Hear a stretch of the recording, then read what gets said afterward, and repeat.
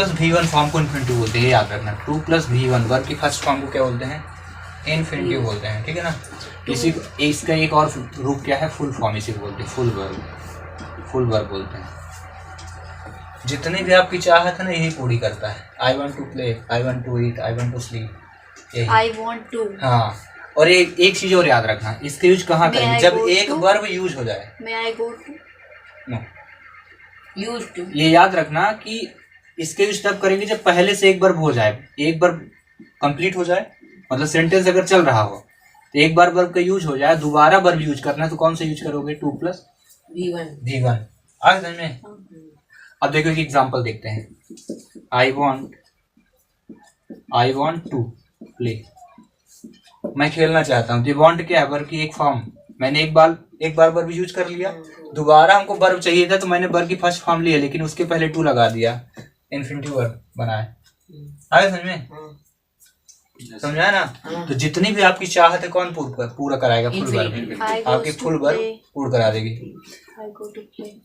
I go to play, नहीं, आई want to play, चाहत में बोला हूँ, जो चाहत होती है, ठीक है। I am going to play, मैं खेलने जा रही हूँ। आई एम गोइंग, एक बार कंप्लीट हुआ। आई एम गोइंग, जा रही हो, आई एम गोइंग। अब इसके बाद वर्ब ले रही तो यूज होगा।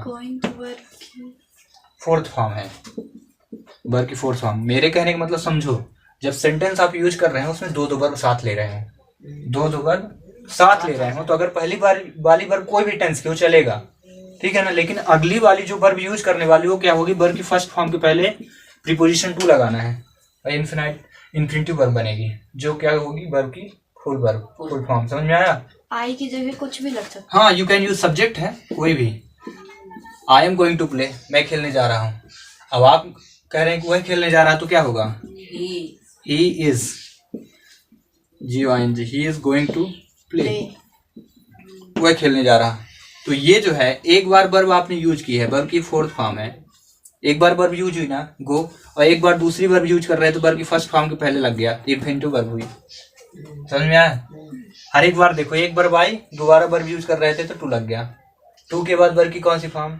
वर्ब की V1 फॉर्म आएगी। इतना कंफर्म ही रहता, ग्रामर के बेस्ट रूल है कि अगर सेंटेंस आप यूज कर रहे हो ग्रामर में या कहीं स्पोकन इंग्लिश में भी, तो एक बार अगर वर्ब यूज कर लिया, दोबारा वर्ब यूज करना है तो फिर वर्ब ले लो, कोई दिक्कत नहीं, लेकिन उसके पहले टू लगा देना। टू के बाद तुरंत कौन सी फॉर्म आती है? वर्ब की फर्स्ट फॉर्म ही आएगी, कोई नहीं आएगी। डन है। टू के बाद अगर वर्ब, और ये काहे काम करता है? अगर 2 प्लस V1 फॉर्म आया, ये याद रखना, 2 प्लस V1 फॉर्म आया तो इसको जान दो क्या काम करता है? ये ऑब्जेक्ट का काम करता है या फिर ये सब्जेक्ट का काम करता है। और हमेशा याद रखना, ऑब्जेक्ट या सब्जेक्ट पे नाउन यूज होता है या फिर प्रोनाउन यूज होता है, लेकिन ये प्रोनाउन का काम नहीं करता। काहे काम करेगा? नाउन का काम करेगा, नाउन बनता है ये देखो ऑब्जेक्टिव केस है, subject verb, subject helping verb, main verb के बाद क्या आएगी? ऑब्जेक्ट आती है जनरली। उद्देश्य, आपका उद्देश्य क्या है? खेलने जाना, समझ रहे हो? मैं घर जाना चाहता हूँ तो आप क्या कहेंगे? एग्जाम्पल, मैं घर जाना चाहता हूँ तो बोलो चाहत, पहले आप चाहत पूरी कर लेना है ना। आई वॉन्ट टू, अब जाना है ना, I want to go to home. आए समझ में? I want to go to home। ठीक है, जितनी भी चाहत है आप पूरी कर लो। आप सोने जाना चाहते हैं तो I want to go to sleep। I want to go to sleep. आए समझ में? तो यहाँ पे ये जो वर्ब आई है, ये वर्ब, इसको आप क्या कहेंगे? इन्फिनिटिव वर्ब है, वर्ब की फर्स्ट फॉर्म लगा है और टू लगने का इन्फिनिटिव वर्ब हुआ, और इसको क्या बताएंगे? नाउन है। क्या है ये? नाउन का काम कर रही है यहाँ पे। और ये ऑब्जेक्टिव केस है, ये ऑब्जेक्ट है, आपका उद्देश्य है। आपका उद्देश्य क्या है? सोने जाना। आ रहा समझ आ गया? तो कुछ भी करना है और वर्ब की V1 यूज करना है तो आपको याद क्या रखना? पहले एक वर्ब ले लेना, उसके बाद फिर आप टू के साथ ले लेना। समझ में आ गया? पूरा क्लियर? ठीक है, एक एग्जांपल ले लेते हैं आपके अनुसार कोई भी। मैं यहाँ से बोलता हूँ सेंटेंस अपना, मैं पढ़ना चाहता हूँ, बताओ तक। I want to study। हाँ, और मैं पढ़ाना चाहता हूँ। I want to teach। Yes बताओ। मैं सीखना चाहता हूँ। I want to हाँ, रीड, आई वॉन्ट टू सीखना, सीखना, I want to learn, learn. देखो अब इसके लिए ये है कि ये तभी बना पाओगे जब वर्ब पता होंगे और वर्ब की फर्स्ट फॉर्म पता होनी चाहिए। आप बताइए, मैं मैथ पढ़ना चाहता हूँ। आई वॉन्ट टू, हाँ, I want to math, read, I want to read math, read math. आज समझ में? ठीक है, स्टडी, अध्ययन करना।